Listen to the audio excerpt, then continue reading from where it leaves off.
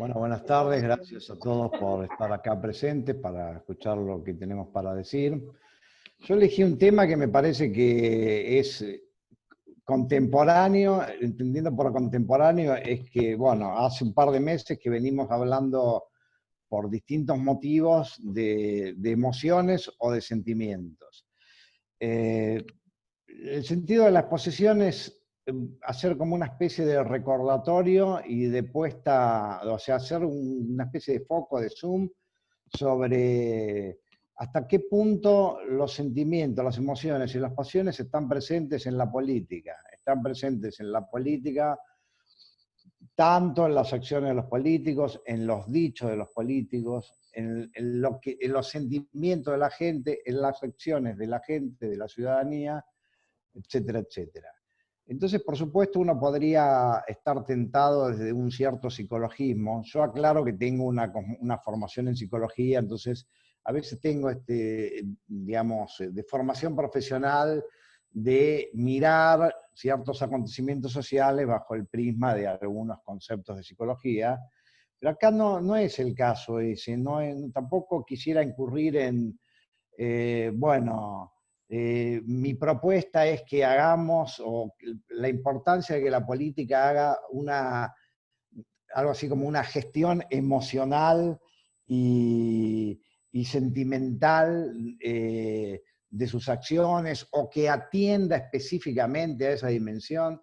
No, simplemente es recordar que cuando hablamos de política parece que hablamos de un orden que, bueno, que tiene que ver con ciertas cuestiones macroestructurales.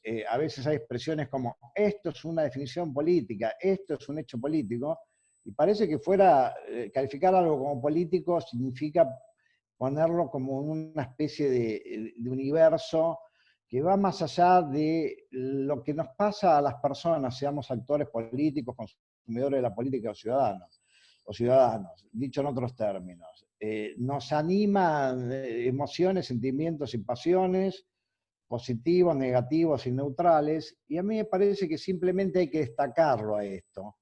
Y ahí sí, yo creo que a la hora de tomar decisiones de gobierno, acciones de oposición, de comunicar, de hacer una campaña política, me parece que hay ciertas categorías que tendríamos que tenerlas más presentes y no, o sea, pensarlas más que actuarlas. Actuarlas las vamos a seguir actuando porque somos seres emocionales, pasionales y sentimentales. Entonces, acá no se trata y yo me voy a referir a algunos conceptos, algunos términos, digamos, de los que se habló mucho esta semana y hace tiempo. Mi idea no es juzgar, no es decir, bueno, este tiene razón, el otro no la tiene, sino mostrar hasta qué punto están presentes en nuestra vida política. Yo voy a acompañar la exposición, que bueno, va a ser muy breve, con un par de ayudas visuales. Acá tenemos una nube de palabras vinculadas al 9 de julio. Bueno, la palabra central es odio, es decir, no digo si acusaciones o no, la palabra odio anduvo de acá para allá. Que si empezaron estos, si empezaron los otros, odio, violencia, enojo. A veces se dice en política el que se enoja pierde, enojarse no es una buena estrategia. Si nos remitimos a Maquiavelo, bueno, la gente a veces atiende más al temor, entonces acá en esta línea está el miedo que al amor, etc. No voy a hacer teoría de Maquiavelo ahora porque no viene al caso, es simplemente una referencia.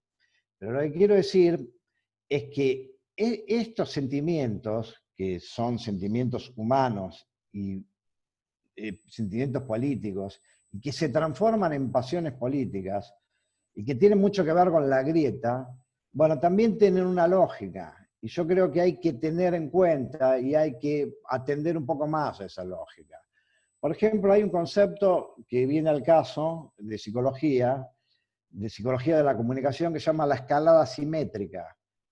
traducido al castellano es que, bueno, alguien hace algo y el otro le contesta y redobla la apuesta, y bueno, y así de pronto, digamos, tomando una figura no sé, popular, de lo que eran los barrios, los arrabales porteños, como los podía definir Evaristo Carriego o en la literatura de Borges, es que ese me miró mal y entonces como me miró mal, el otro sacó un cuchillo, bueno, duelos de compadritos, y la cosa terminó mal. Entonces, bueno, ese mecanismo ya sabemos que existe, escalada simétrica.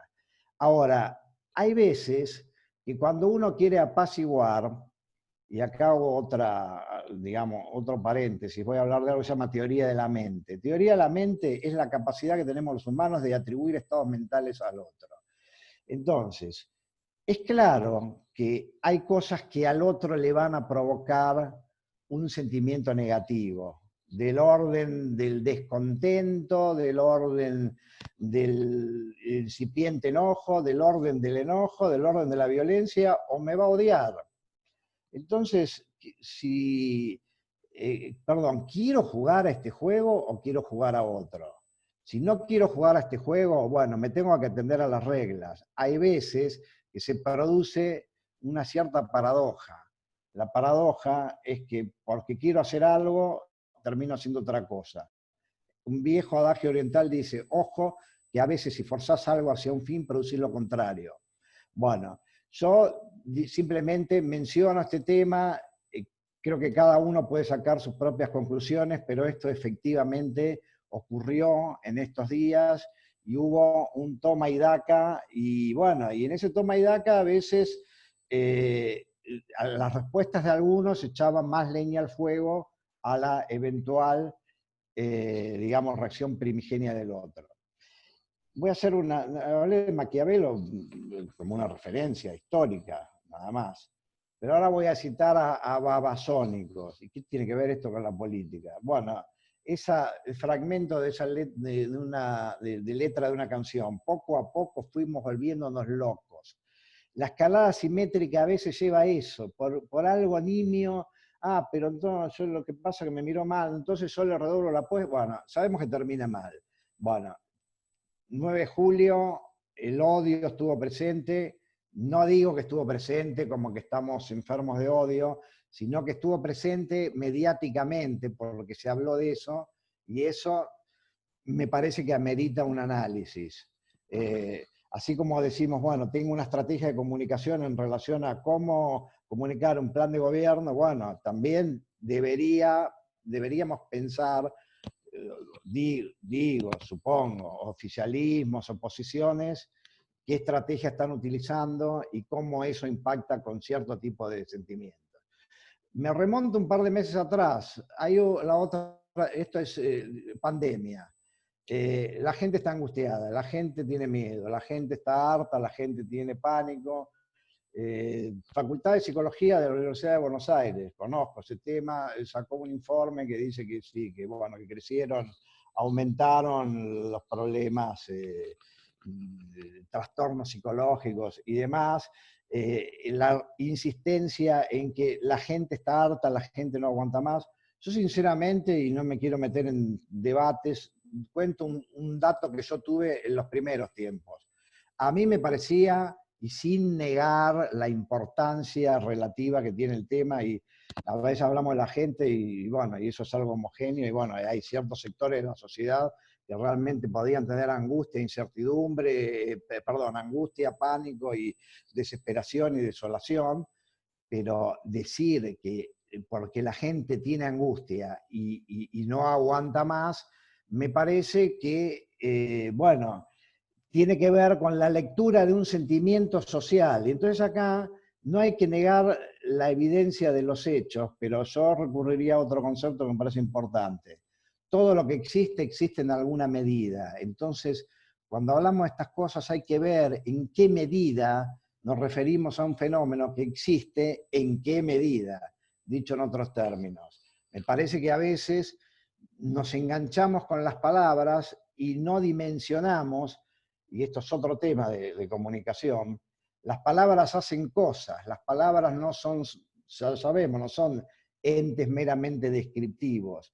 Tengo la encuesta perfecta que está basada, no sé, en la neurociencia y te saca el coeficiente de angustia real. Bueno, eso será un problema del método para determinar la magnitud del fenómeno, que además no existe.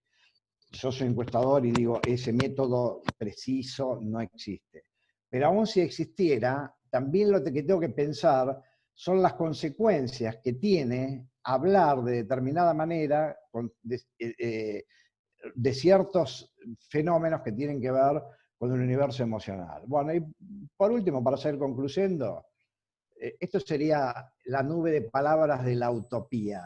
Entonces, bueno, ahora vamos a cambiar el tono, vamos a ponernos, pasamos del tono odio y angustia al onda de amor y paz. Bueno, y acá tenemos una serie de palabras que no son palabras, que son palabras de la vida cotidiana, pero que son palabras importantes para la política. Esperanza, bueno, amor, y esto parece muy, hasta naif puede sonar, pero sin embargo a veces en las campañas alguien se levanta y dice como si hiciera una revelación extraordinaria, porque nos olvidamos de enamorar al electorado. Bueno, pero ¿qué quiere decir enamorar al electorado?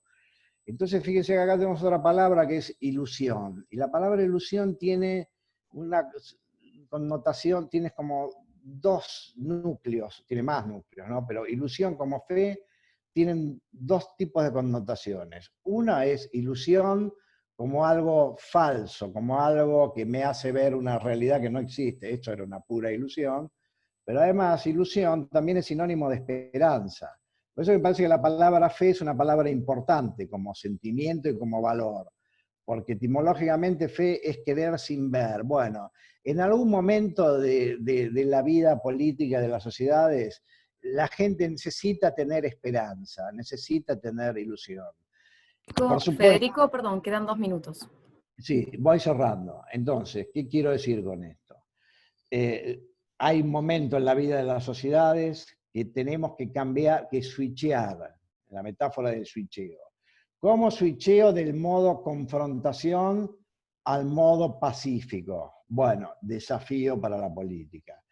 ¿Cómo switcheo del modo desesperanza, del modo incertidumbre, del modo no veo luz al final del camino a la lógica de la esperanza?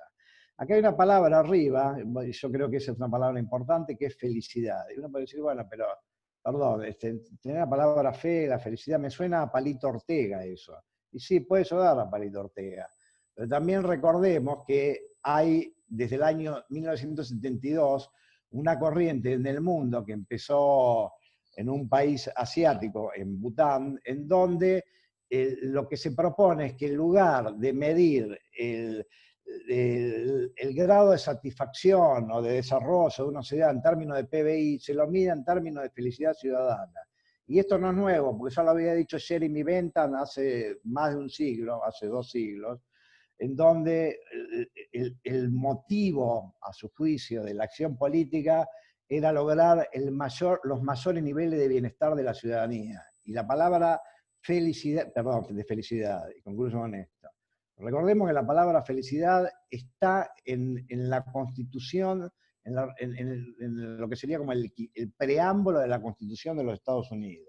O sea, una de las causas es la felicidad de los pueblos. Bueno, entonces yo simplemente digo con esto, por supuesto son palabras, pero simplemente digo, así como en estos mapas de nube de tags hay una palabra que tiene zoom, bueno, creo que cuando se piensan estrategias de comunicación y de acción y campañas y acciones de gobierno y la arquitectura de un país, tengámoslos en cuenta porque son relevantes. Bueno, básicamente eso era todo lo que quería compartir con ustedes.